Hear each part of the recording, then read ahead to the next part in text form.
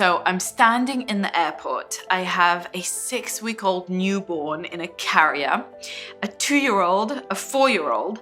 We're all dressed up as dragons. I have no passports, no tickets, no suitcases, and my kids are covered in chocolate, and it's about 3 hours past their bedtime. This is a true story. It happened to me about 5 years ago. And what happened was we were at a fancy dress party. It was late at night. Everyone was exhausted. We were about to go home and we got a terrible phone call saying that we had to get on a 13-hour flight ASAP because my father-in-law was on his deathbed, and that was our only way to get there in time to say our last goodbyes. We raced to the airport, scrambled to get some friends to break into our apartment and send us our passports on a taxi.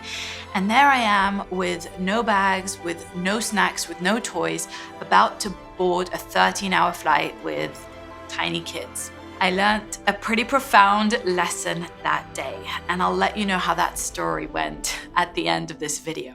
But first, hi, my name is Avital. If you don't know who I am, I'm the founder of Present Play. I'm the mother of 5, and my whole goal with all the work that I do is to help you and all the intentional parents out there to love parenting, really enjoy it, and to parent from love. Welcome to my brand new video series, Reclaim Play, and this is part of the Reclaim Play challenge that we run once a year. Because whether or not you join me in Present Play, I want you to create really incredible results with your kids and get them playing independently. You're gonna get 3 hours of play from your kids in just 3 weeks. I'm gonna show you how to do that. If you follow along with me with the challenge, I bet that you can get those results or something similar to them. To get all the juicy stuff for this challenge, head on over to theparentingjunkie.com/challenge.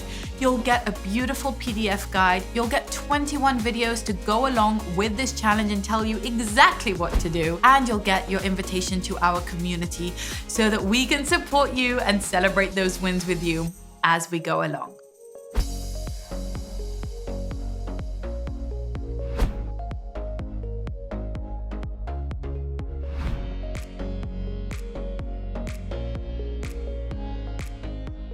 So in this first video, I want to ask you, why is parenting easier for some people and so much harder for others? Why do some homes run really smoothly and seem manageable, and some kids play for hours on end, and others seem to be very overwhelming and stressful and messy, disorganized? Well, these were questions that I had to ask myself way back when. At the time that I had this dragon airport situation, I was living in a 2-bedroom apartment in New York City. I was holding down a job that was supporting our family as my husband was going through a very intense residency. I had a newborn, I had a toddler, I had a 4-year-old, and I had no friends or family and no help because we had just moved across the ocean, far away from our homes, brand new environment, and it was a very stressful time. I found myself asking myself all sorts of questions like, why did you get into this in the first place? How are you gonna manage? Why is this so difficult? Why are you failing every day? Why do you keep yelling? Why can't you take care of yourself properly? Why aren't you working out? Why is your sleep so disrupted? Why is this so hard? I was very, very overwhelmed by my to-do list, by the burden and the responsibility of raising kids and of supporting a family. And I just had this sinking sensation that I was doing it wrong, that I was failing, and a sneaking suspicion that there had to be a better way, that parenting shouldn't be this hard, that I deserve to enjoy my kids and that my kids deserve to enjoy their childhood. And I kept wondering why it was so difficult and how I could make it easier. In fact, I had my kids in a preschool, my 2-year-old and 4-year-old, and I dropped them off every day with a heavy heart because I really didn't agree with the educational philosophy and I didn't feel good about my kids being there every day. So I felt guilty about that. I felt like I wasn't performing well enough at my job. I felt like my marriage was feeling really kind of stressed and a lot of tensions and frictions there. And running my home was challenging. Every day dinner hit me and I was like, oh my gosh, what am I gonna make today? I can't believe I have to make dinner every single day. It was just a lot, not to mention the sleepless nights with a newborn. One day I read the amazing book by Bronnie Ware about the 5 regrets of dying people. She was a palliative nurse caring for the dying in the last stages of their life, and she heard what the most common regrets were of people who were at the end of their life. And one of them was, I wish I had allowed myself to be happier. And another was, I wish I had allowed myself to live a life that was truer to myself. And it really hit me. I wasn't allowing myself to be happy. And I wasn't living a life that was true to myself. I was sending my kids to a preschool that I really didn't align with. And I was living my days in a way that I wasn't particularly proud of, and I certainly wasn't enjoying. I made the decision that I had to pivot. I had to kind of go on a search for solutions that would make parenting easier and more enjoyable and more effective. What I didn't realize at the time was that there were a lot of solutions right under my nose, in plain sight, and I couldn't see them for all the stress and overwhelm and exhaustion. You see, I'm a designer by trade, and what I learned as a designer, both in college and then serving clients, was that I could look at things through a creative lens and try and design and create solutions to my problems or to my clients' problems. That's really the way a designer likes to think about things, like a challenge to rise to. And so in that rather dark time, when I would lay awake at night feeling like the worst mom ever, feeling like I was absolutely failing, I suddenly decided that I was going to treat myself like my own client. And I was going to start to design solutions to my problems. I needed to look around at my life and see how I could make it easier, what I could do, how I could parent my children in a way that felt really heart-centered and also profoundly good and nurturing and loving and productive, and help us to be the type of family that I wanted us to be, and help me to be the type of parent that I dreamed of being before I actually was a parent, not this kind of shadow version of myself that I had become. So I set about educating myself. I read hundreds of parenting books. Simplicity parenting, mindful parenting, conscious parenting, unconditional parenting, peaceful parenting. I read all about the myriad approaches to parenting that there were. In fact, I was so obsessed and passionate about it that I actually trained as a parenting coach. And I started sharing what I was learning. I was so passionate about it, I started my YouTube channel and I began sharing these amazing ideas that I was coming across. With time, this became my truest passion, and I began to pivot my career so that I wasn't just being a designer, but I was actually being a parenting coach and using my design skills, using my design background to inform how I wanted to solve parenting problems that I and my clients were facing. In retrospect, I understand that I went through a pretty clear process, both in my own home and later with clients. The first step I took was to simplify, and that's going to be the goal of this week's challenge. The second step I took was to design. Primarily, I was designing play zones, 5 play zones to be exact, and that's what's coming up in next week's video and in next week's challenge.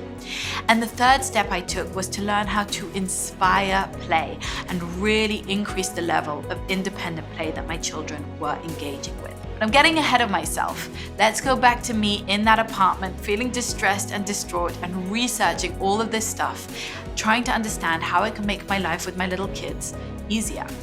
You see, when I realized that I wasn't living a life that was true to myself, I marched into the preschool the next day to pick up my kids, and I let the manager know that they wouldn't be coming back. So now I was not only overwhelmed and completely stressed, but I also didn't have a preschool anymore. I was homeschooling. I had built up the confidence to know that I wanted to do that, but I still didn't know how to do it or how to make it possible while still holding down a job and running a home and caring for a newborn.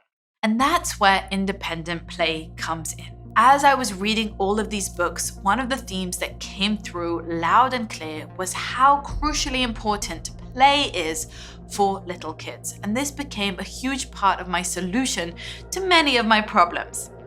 You see, independent play, when kids are immersed in their imagination, is so healthy for kids.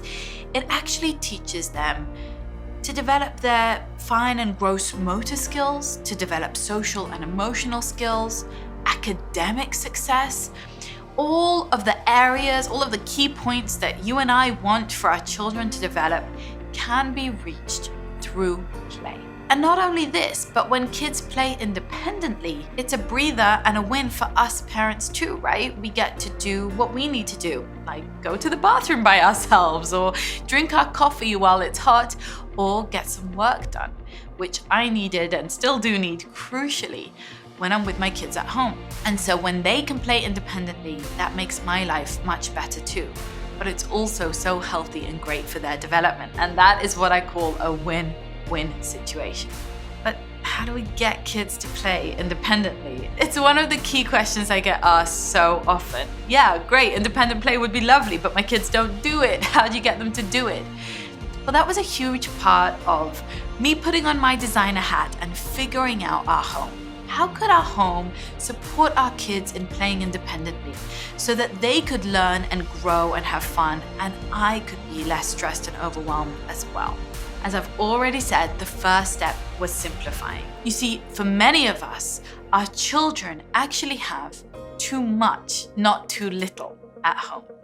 And simplifying is really going to help them to sink into independent play. As parents, we're bombarded with advertising and marketing messages saying that we need to buy more and get more. We need this toy or that CD or this program or this gadget to entertain our kids. This music is going to make them a genius, and this little computer will keep them entertained for hours, and this baby doll will teach them empathy. And if we do this or do that with them and talk to them and sing to them and read to them all day, then we'll develop their vocabulary and their skills, and we'll give them the edge. And we get a lot of messages that are basically do more, buy more, give more, entertain more. The trouble is that everything, every item in our home, every to-do on our task list, every appointment on our calendar is demanding yet more of us and more of our children. And sometimes to the point that we're so overwhelmed that we can't do them well or enjoy them as we go along. Every item in your home is asking you to do something silently, energetically, right? Wear me, clean me, wash me. Why did you buy me? Feel guilty about that. Fix me, donate me. Look at that science kit that you bought, hoping that you would do it with your kids. Every time you see that, it ignites a little sense of guilt that you haven't spent the time with them. When you look at that sweater in the cupboard that needs to go to dry cleaning, it's another thing on your to-do list, right? These things pile up and ask of us a lot. And the more we have, the more messages are coming into our brains all the time and overwhelming us. And the thing is that the same is true for our children. When our children sit down to play, when there is too much stuff, it overwhelms them and they don't know where to begin. Play is similar to a state of flow.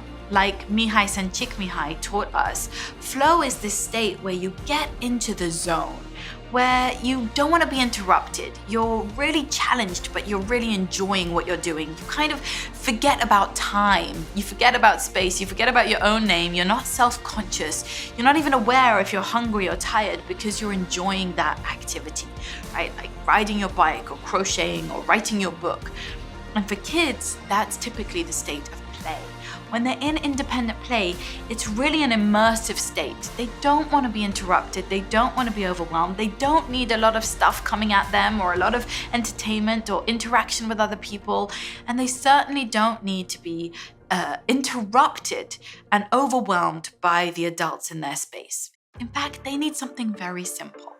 They need less stimulation, less things to manage, less tasks, less interruptions, and more time and space to simply play. And so that is the first step in both making parenting easier for us and in reclaiming play for our children, which ultimately are one and the same. It's to simplify. And in this week's challenge, I'm gonna give you a few very easy, very quick steps to simplify in your home. We're not gonna go on a major deep cleans, declutter rampage. I know that might be too much to start with, but we're starting with simple, small things that we can do, baby steps that we can take. Rather than expecting 3 hours of play, which we'll get to by the end of the challenge, how about we start with 3 minutes of play? This week, I want you to notice when your child is playing and not interrupt. I want you to simplify the environment, to declutter a little bit, to minimize a little bit, to slow down a little bit, and to notice when your child is playing and not interrupt. Because I bet they're already playing for 3 minutes at a time. And what we're gonna do over the course of these 3 weeks together is to elongate that, to stretch it out so that maybe they're playing for 30 minutes and eventually for 3 hours. Of course, the time on the clock is not what matters. We're not here to measure our children playing, but it's just a good way to get a sense of our improvements. So throughout the Reclaim Play Challenge, you're gonna learn how to stop sabotaging your kids' play and start supporting it. How to actually simplify your environment to amplify the play. How to design zones so that you're not so overwhelmed with all the different types of play, like where does the Play-Doh go and what should I do when they get completely crazy and silly and start climbing the walls, and what about Legos? We're gonna talk about all of that, where everything goes, and we're going to learn to inspire play. How to behave and not to behave so that we can encourage our children to play. So imagine what parenting would be like if you knew without a doubt that every day you could set up a little invitation for your kids and they would sink into deep immersive play for hours even.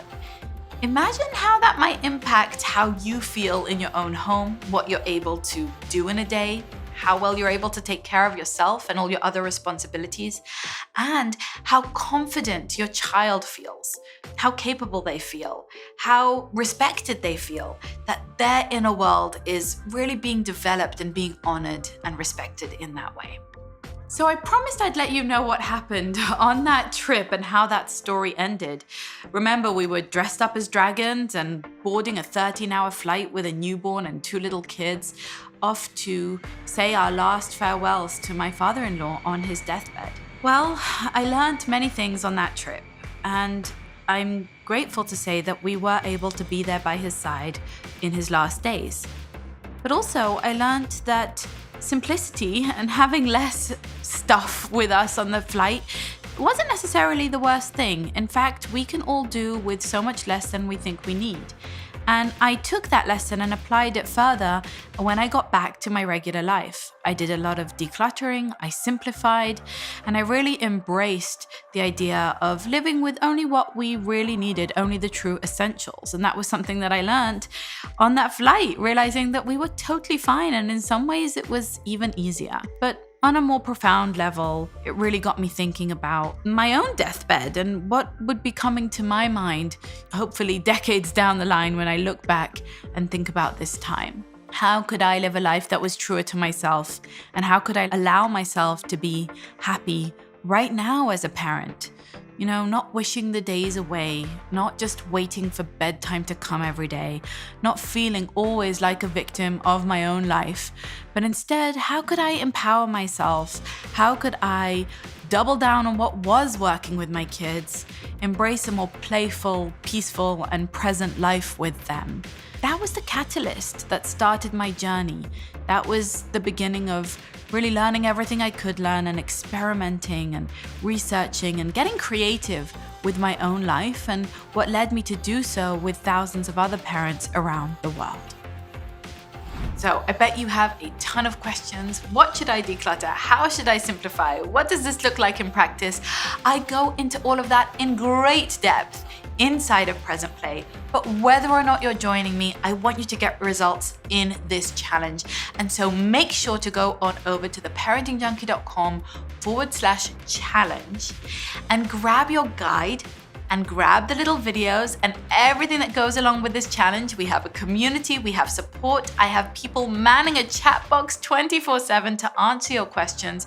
We are here for you. We're going to make this really, really amazing for you. You're going to see real results within 3 weeks. But you gotta follow along, you gotta take some action if you wanna see the results. So make sure to get that stuff that I'm giving away for free and join me, because this is going to be an amazing ride that could be, honestly, without exaggeration, it could be life-changing. Make sure to share this out with a friend. Maybe you want to go on this challenge together. It would be so much fun to do it in tandem. And use the hashtag #ReclaimPlay. Just tag me at Parenting Junkie. I would love to see your results and celebrate them with you.